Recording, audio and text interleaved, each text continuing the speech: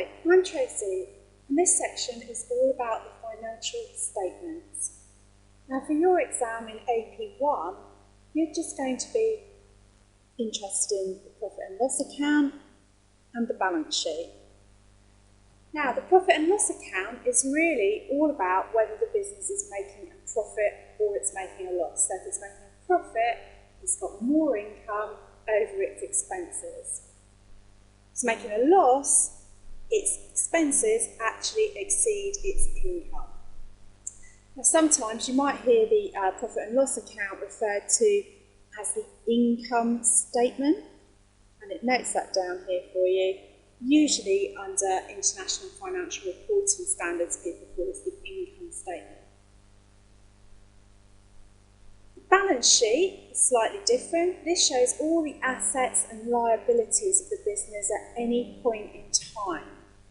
So usually the balance sheet is always produced at the year end in terms of giving information to the users of the account, so that could be shareholders, investors, management, understanding what the business owns and what it owes at that particular point in time.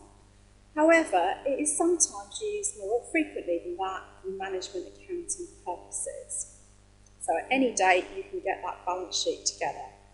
And again, sometimes under IFRS, it's referred to as the statement of financial position. So we're going to look at these two statements in slightly more detail. Firstly, the profit and loss account. Profit and loss account includes two main elements. So the top part of it shows what is called the trading account. So it's all about giving you information with regard to the business and its product or services it sells. So right at the top here we've got our sales figure, and in this case we've got 120,000 coming through here. But I want to know, of those sales, how much does it cost me to buy my stock kit before I can go on and sell it? So next little part down talks about cost of sales. So within that, you've got your opening stock in the business. So remember, you may in prior years not have sold all of your stocks, that's carried forward into this current year, plus any purchases that have actually been bought in the current year, less any closing stock that's left at the year end. Now, with regard to that, your opening stock plus your purchases less your closing stock gives you your cost of sales figure, and in this case, £38,000. So, this now brings us down to our gross profit level. So, having a look at our gross profit, they're making a nice healthy gross profit there of £82,000. And that's great, because that tells us in terms of the trade how much profit we're making over and above the purchased goods we've made. But that's not the end of it, because if you think about it, with every business you've got a whole stack load of overheads to pay. It's not just about buying your goods in and then selling them on, you've got a lot of other expenses. So those expenses can be seen down here, things like rent, salaries, electricity, depreciation, and we'll talk about that as we go through the accounts, how you get that together. Bad debt, similarly, going to touch on that later in the course. Bank charges, all this type of stuff can be referred to as overheads. Now once we've deducted those overheads off, that brings us down to our final profit for the year. So right at the bottom there, you can see net profit for the year for this business. It made a profit, that income was greater than that expenditure, 27,000 quid's worth of profit. And that in essence is the profit and loss account. It shows your income, shows your expenditure, but the expenditure is split down into two different sections, part of it relating to the actual goods you're purchasing in, and the rest of it to your overheads. Now, note as well, when you do your profit and loss account, you're not actually going to have to prepare one in your exam, but it's important to get the sort of gist of how it works. So you will note at the top here, there's always a heading, and it's called the profit and loss account. usually for whatever company it is for the year end, and it tells you what their year end date is. Now with the profit and loss account, it is for the year ended because it's talking about all of the income and all of the expenditure across a particular period of time.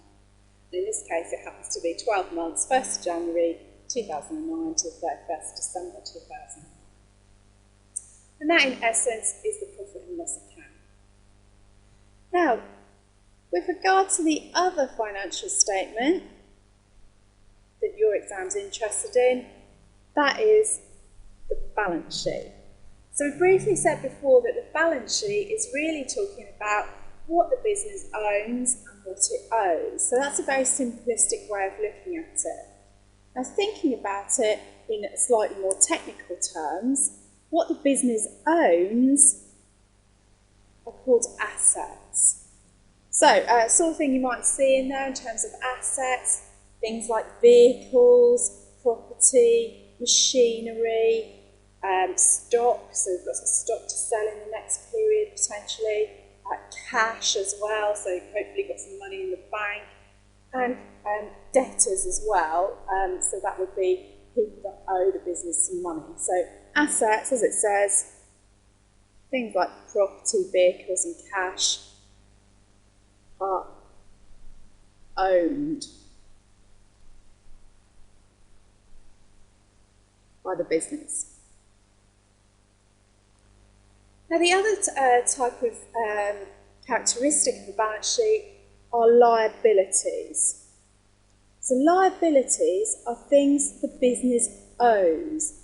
So if you thought about it from a personal perspective, things you might owe, things like credit card bills, mortgage on your house, loan to buy a car, well, a business has all those sort of liabilities too. So they might have a bank loan. They may have not had enough money to buy their machinery, so they might have had to take out a loan to do that.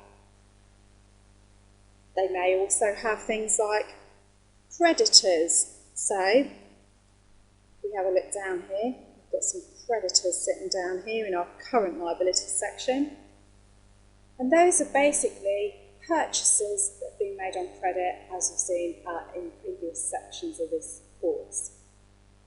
So anything the business owes, owed by the business, is a liability. Okay, so having a look at our actual balance sheet, the same as the profit and loss account, it always is headed up. So got a balance sheet. This time, rather than saying for the year ended, because you're not looking at a whole period, you're just looking at a specific point in time, it's always as at a particular date. Now, as I was saying before, usually this is done at the year end, and in this case, yes, they have done a balance sheet at the year end date, 31st December 2009. What does the business owe, and what does it owe on that particular date? Now, it's actually split down into two halves. Now, the top half is really all about the net assets of the business. What does it own and what does it owe? Okay, so basically you've got your assets that you start off with. Now the assets themselves are split into two different parts. So you've got your non-current assets or your fixed assets and your current assets. So what's the difference between these two things?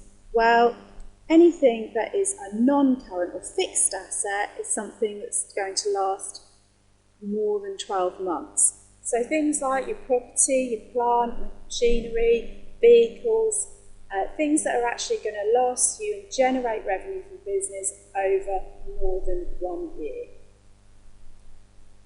Other type of assets then, logically, current assets, they're assets that you're going to hold for less than 12 months. So things like your stock, well, you hope you're going to sell it within a year, otherwise you've got a bit of a problem if you can't sell it in that period of time. Your debtors, remember, those are the amounts owed to us by credit customers. So, owed by customers.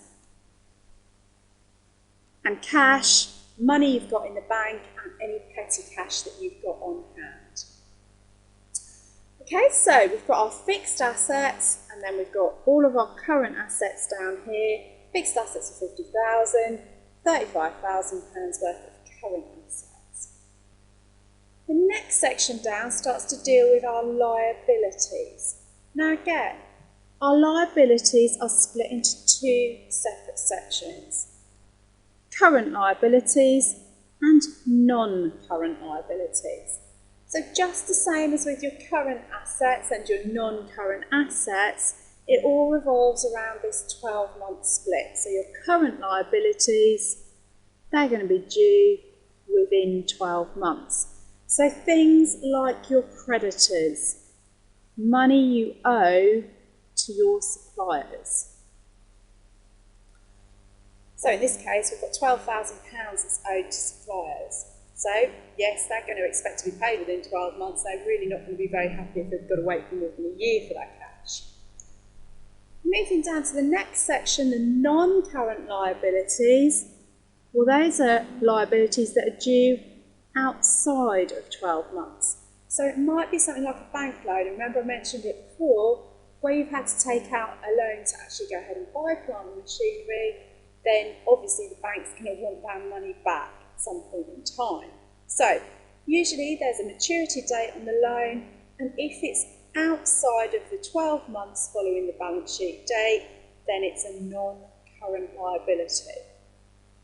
So in this case, they've got £10,000 worth of bank loan that's going to be due outside of 12 months. So that's the top half that we've dealt with there. And what does that look like? Well, okay, we've got our £50,000 worth of fixed or non-current assets. Then coming down to our current assets, we said we've got 35,000 of those and 12,000 of current liabilities. Now, a heading that's always put into the accounts here at this point is, what are your net current assets? Now, your net current assets are basically your current assets less your current liabilities. So in this case, you've got 35,000 current assets, 12,000 current liabilities, and that leaves us 23,000 of net current assets. So what that information is telling us is we've got more assets than we have liabilities. So we've got plenty of money that we're going to generate in the next 12 months to pay what's due in the next 12 months. And we should have a bit spare, £23,000. So once we've calculated our net current assets, we can add our 50,000 of fixed assets, our 23,000 of net current assets, less our bank loan that's going to be due outside of 12 months, and that's going to bring us right down to our net assets for the business, £63,000. Okay, so that deals with the top half of the balance sheet.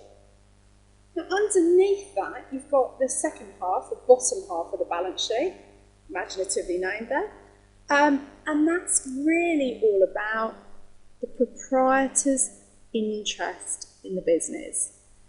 Now don't forget, when you start up a business, you're going to have to get some capital together to put into that business.